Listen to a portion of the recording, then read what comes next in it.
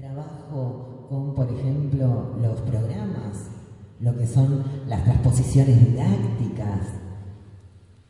¿Cuáles son nuestras prácticas? Pues esas prácticas y todos esos haceres que nos conllevan las características particulares de un espacio inclusivo están sostenidos por significados y definiciones como planteábamos anteriormente. Por eso el tema decíamos, de la inclusión o la exclusión, y por eso traía la idea de expulsión, se abre como una problemática compleja. No pasa solamente por las buenas voluntades de querer agregar, de querer incluir, sino que en cada elección que realizamos estamos incluyendo, pero deseamos también excluyendo. Ahora, el tema es cuando generamos, cuando cercenamos la posibilidad de desarrollo, de despliegue de la diferencia, de la diversidad, es decir, de las subjetividades de los otros. Si pensamos entonces, y retomando la idea de cuestionamiento que se planteaba en la mesa redonda también, la idea no es que yo les venga a decir qué hacer. Sería muy contradictorio que les diga hay un modelo hegemónico y incluir implica primer paso, segundo paso, tercer paso. Sino la idea es abrir a preguntas para que todos podamos reflexionar, para que podamos pensar, no solamente hoy, que nos quedemos pensando para no buscar una respuesta cerrada, sino para poder ir abriendo a nuevos significados. Si pensamos en términos de el nivel de la discapacidad en sí misma, partimos de lo más particular, lo más singular. Hay una de las preguntas simples que nos podemos realizar es: ¿hay que incluir? Integrar de cualquier manera, porque bueno, es preferible que, decíamos, que el niño, el sujeto, el adulto con necesidades especiales por lo menos circule y pertenezca a un nuevo grupo de los comunes o los normales, para no discriminar, porque si no, hoy socialmente queda mal discriminar. Por lo menos hemos llegado a eso, a que por ahí la imagen, en esta sociedad productivista y con la cultura de la imagen, nos sirva para no quedar mal, pero entonces integremos, incluyamos, hacemos como sí, pero para no ejercer o supuestamente no ejercer discriminaciones. ¿Cuál sería entonces también podemos preguntarnos, si integramos, lo digo a propósito de integrar, ¿no? Donde es el diferente que tiene que adaptarse, pero ahora incluimos y pensamos más desde el lugar de la diversidad, ¿no queda discriminada la normalidad? Si forzamos la adaptación de los comunes a la diferencia, ¿no estaríamos discriminando a los comunes? Digo, no es tan fácil de resolver. Donde sacamos, donde ponemos, pareciera que todo el tiempo estamos pivoteando en estos pares antitéticos. Decía que los significados atraviesan nuestras prácticas. ¿Cómo definimos al otro? ¿Cómo definimos la discapacidad? ¿Como una enfermedad? ¿Como un déficit? ¿Como una falta en relación a menor nivel dado una anormalidad, dado lo común? ¿Cuáles son esos significados? A nivel disciplinar, ¿qué nos podemos cuestionar? Por ejemplo, a nivel de la musicoterapia, ¿sí? La musicoterapia no expulsa al educador musical. Si por la formación nosotros tenemos más conocimiento como musicoterapeutas de las posibles diferentes discapacidades, pareciera que les ganamos un terreno en lo que es en el ámbito de la educación especial. ¿Y no sería una forma de expulsión? Ahora, los musicoterapeutas, ¿tenemos la formación como educadores? ¿O trabajamos la música desde otro lugar? ¿O trabajamos la música como un sustrato significante, como un material expresivo que nos habla de la singularidad, de la identidad de los sujetos, pero no tenemos la experticia para la transmisión regulada, sistemática, para la formación? Digo, para cuestionarlos.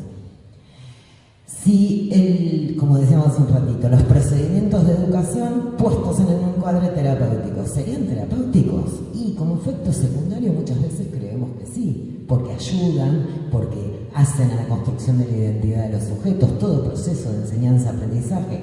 Ahora, ¿es el objetivo último? ¿O en un espacio terapéutico o de rehabilitación se transforman los objetivos? Y si voy a un nivel más amplio, al nivel institucional, justamente muchas veces son las instituciones las que confunden o hacen borrosas estos límites o estos espacios.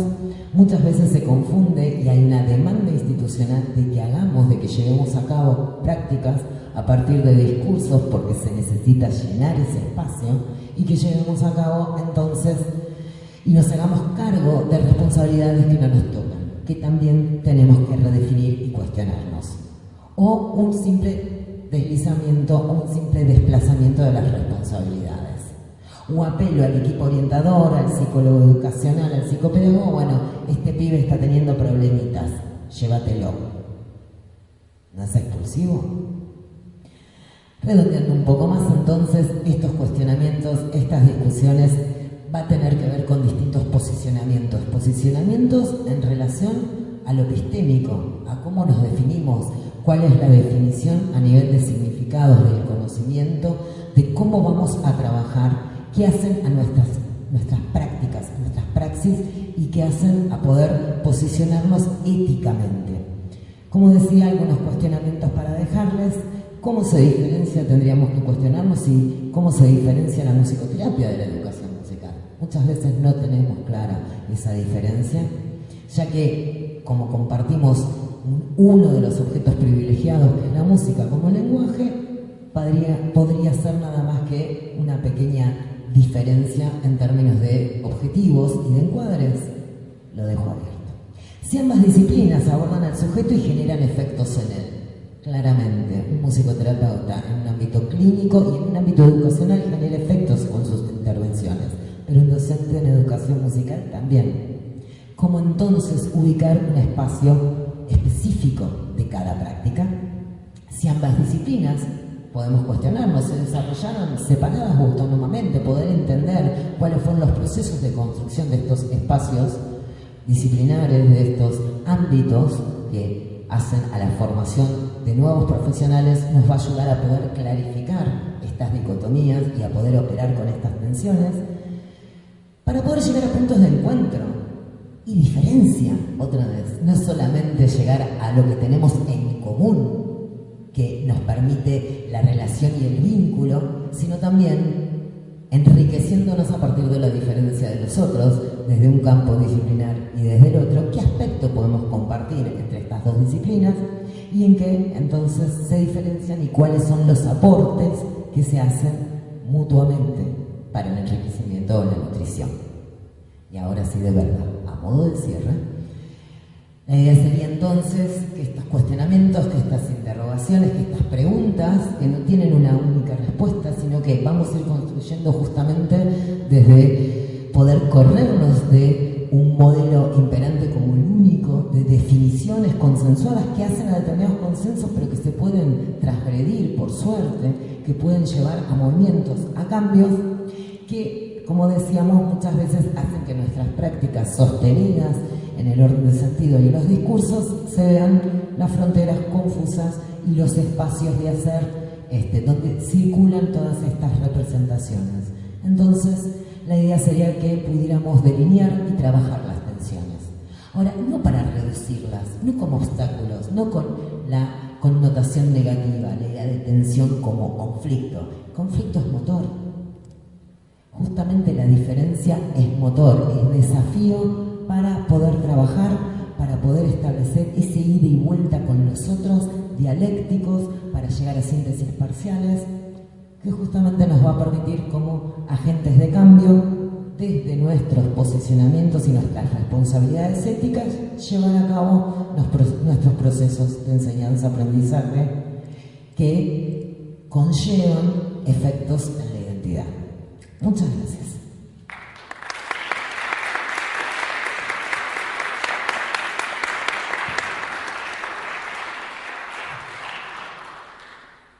Gracias, Violeta. ¿Tenemos alguna pregunta, algún comentario? ¿Alguien que quiera?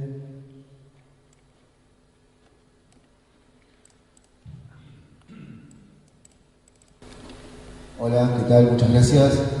Bueno, yo trabajo en distintos niveles, en realidad trabajo en primaria y en inicial.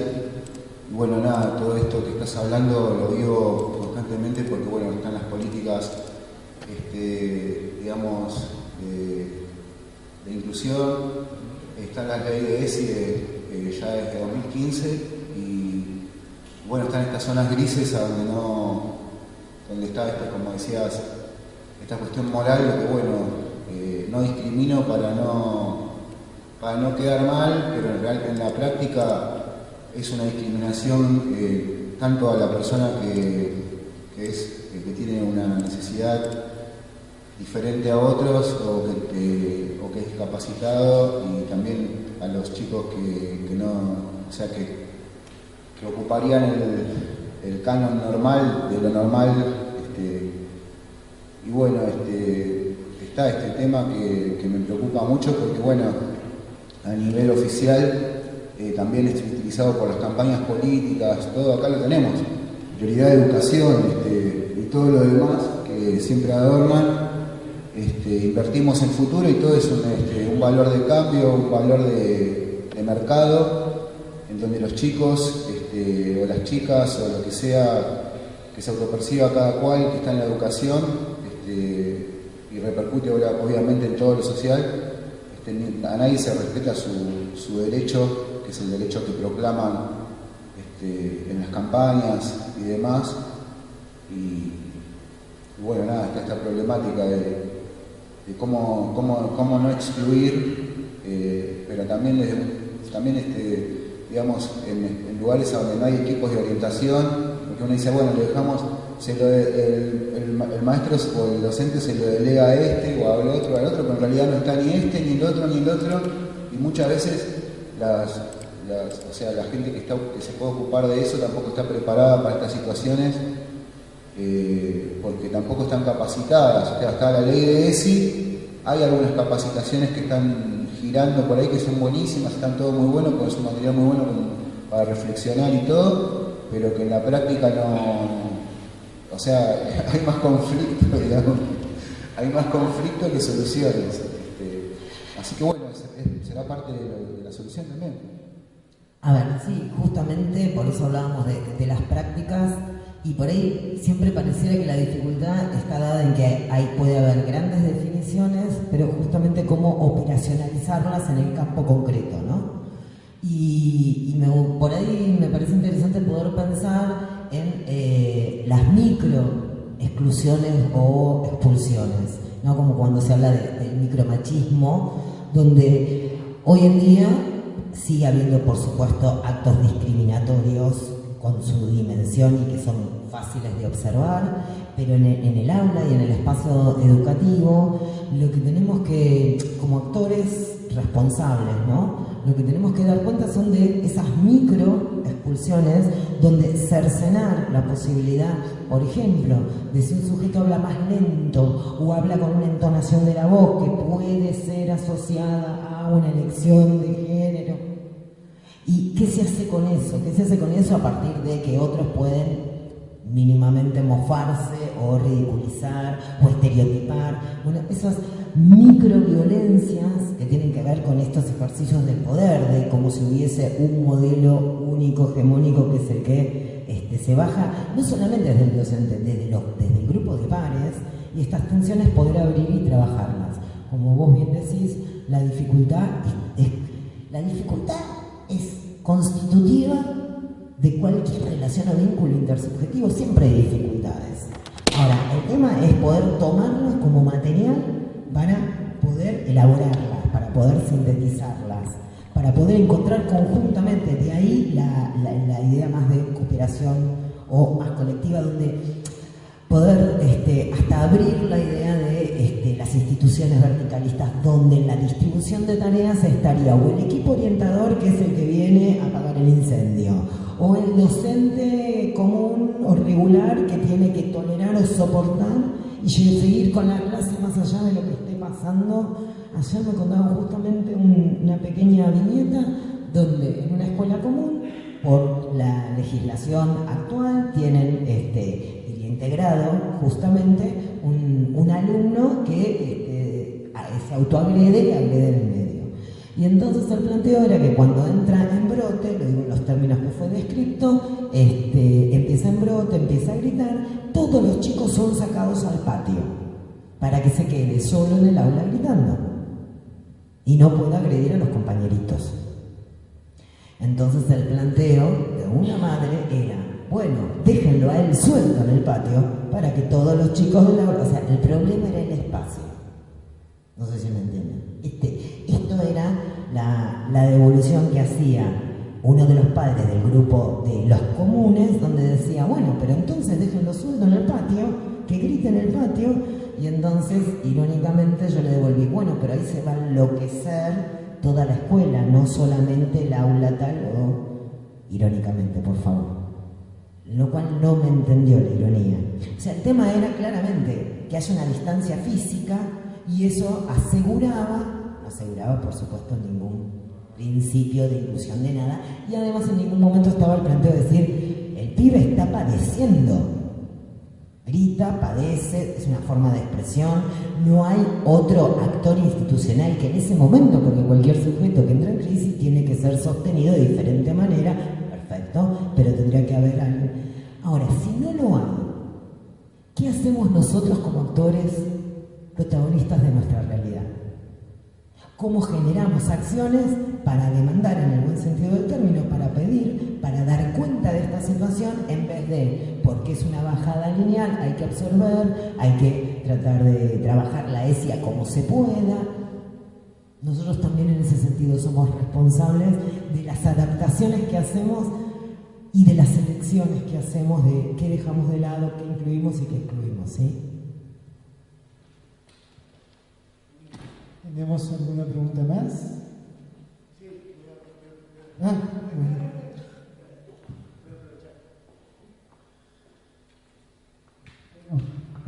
Vamos, sí.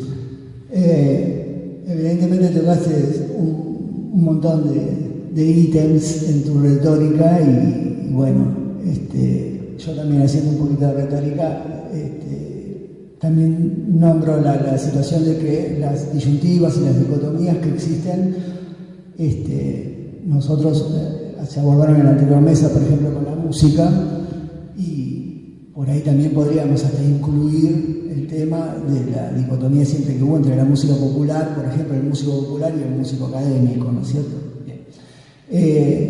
Pero también la multiplicidad que hay en las discapacidades, ¿no? Porque no solamente podemos hablar de un aspecto físico o de un aspecto mental, sino también podríamos incluir discapacidades del tipo social, por ejemplo, también, ¿no es cierto?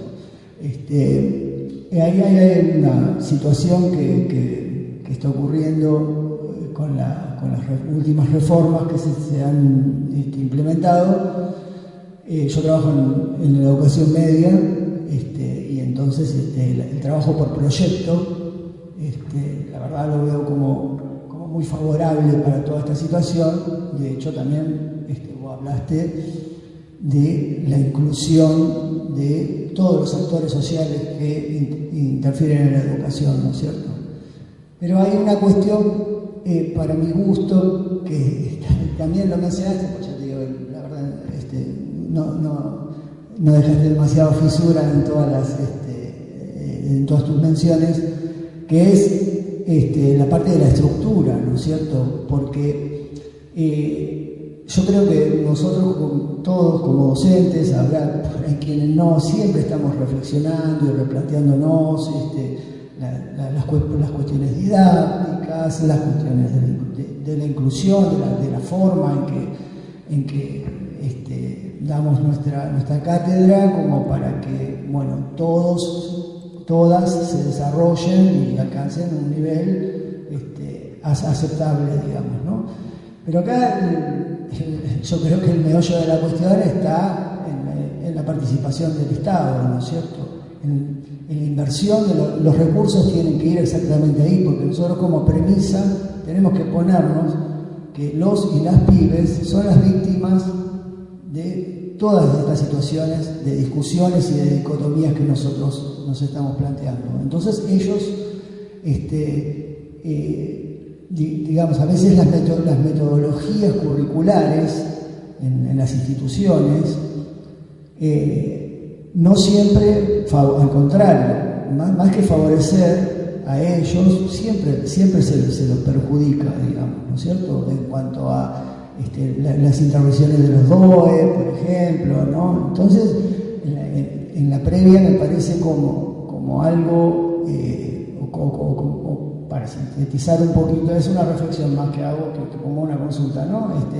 Las dos cuestiones más importantes a las cuales abordar son la inversión de los recursos del Estado en favor de no solamente de los chicos o las chicas con discapacidad, sino el entorno social que ellos tienen, ¿no es cierto? Porque necesitan de esa situación de apoyo. No se trata solamente de lo económico, que es un aspecto más que fundamental, obviamente, pero también estamos hablando del asistencialismo social, el asistencialismo psicológico, ¿no es cierto? De todo este tipo de cosas. Y también replantear un poquito a veces los procedimientos institucionales, ¿no es cierto? Brevemente, yo trabajo en el Normal 10, hace un tiempo un chico trajo dos réplicas de un arma de fuego. Entonces, intervino la policía, lo terminaron marginando los padres lo terminaron sacando de la institución porque quedó mistificado el pibe y en definitiva lo que hizo fue una travesura pesada de 13 años, pero es un niño, tiene protecciones de las leyes y sin embargo la madre de una compañerita que fue la que lo filtró los videos a los medios. Sabemos los inescrupulosos que son los medios también, ¿no es cierto? En toda esa manifestación. Entonces yo digo, bueno, ahí es donde el Estado tiene que hacerse realmente presente con todo, con recursos, con departamentos de orientación, con asistencia, porque voy a defender un poquito al gremio, digamos, ¿no? Yo creo que los docentes todo el tiempo nos estamos replanteando y reformulando y formándonos y capacitándonos, ¿no es cierto? Y pareciera como que nunca alcanza.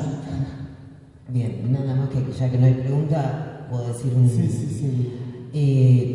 En primer lugar, estoy totalmente de acuerdo y por eso planteaba diferentes dimensiones, ¿sí? En esto de que no podemos pensar en una sola dimensión, por eso hablaba de lo social más amplio y el lugar del Estado. Ahora, está lo social, lo institucional, lo disciplinar, ¿sí? Por eso hablaba como de distintas dimensiones o ejes de análisis de una problemática que es muy compleja. En ese punto me parece que cuando falla o hay como la patita de la mesa que trastabilla, la mesa se cae. Y me parece que en nuestra vida cotidiana actual lo que damos cuenta todo el tiempo es que hay una de las patitas de la mesa como soporte de la estructura en sentido más amplio que suele trastabillar. Las responsabilidades no son las mismas. Ahora, todos los actores sociales, y cuando digo actores sociales no solamente estoy diciendo los actores que forman parte de la escuela, sea en el nivel medio o donde fuese, como vos bien decías también, la construcción discursiva entre nuestro orden social, los medios de comunicación tienen una responsabilidad muy amplia. Ahora, cuando ya hablamos como medios hegemónicos, ¿no? Ahora, medios masivos. Ahora, cuando hablamos de las redes, ¿quiénes son los responsables de cómo circula la información, cómo se consume en las redes? ¿Quiénes serían? Las redes tienen que estar reguladas por un Estado o por un agente cibernético que diga esto está bien, esto está mal. Son las mismas empresas, corporaciones que tienen que tomar una posición paternalista.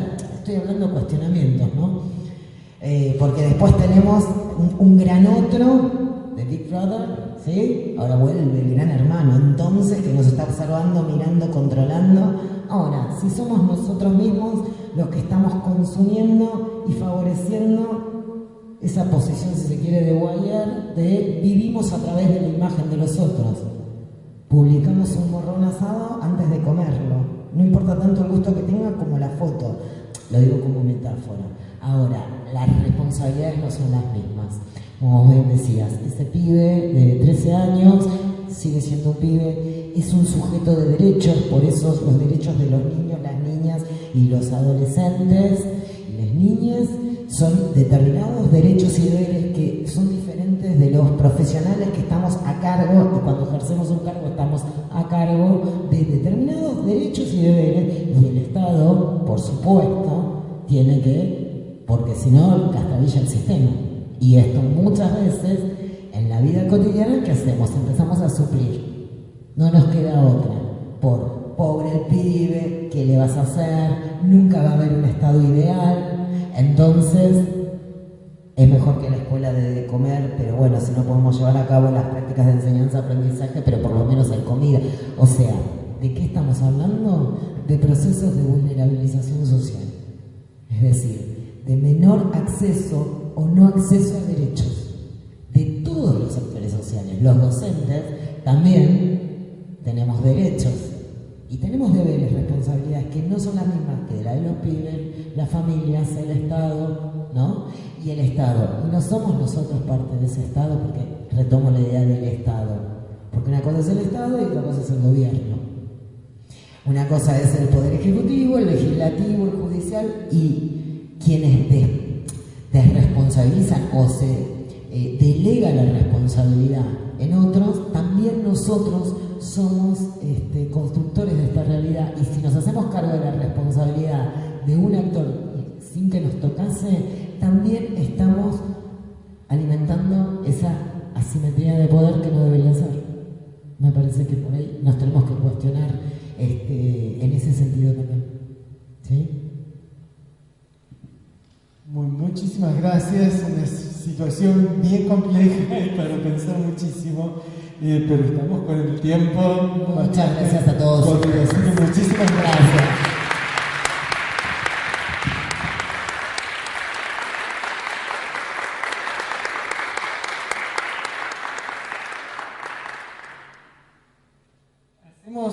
Hacemos una brevísima pausa, más corta de lo que pensábamos.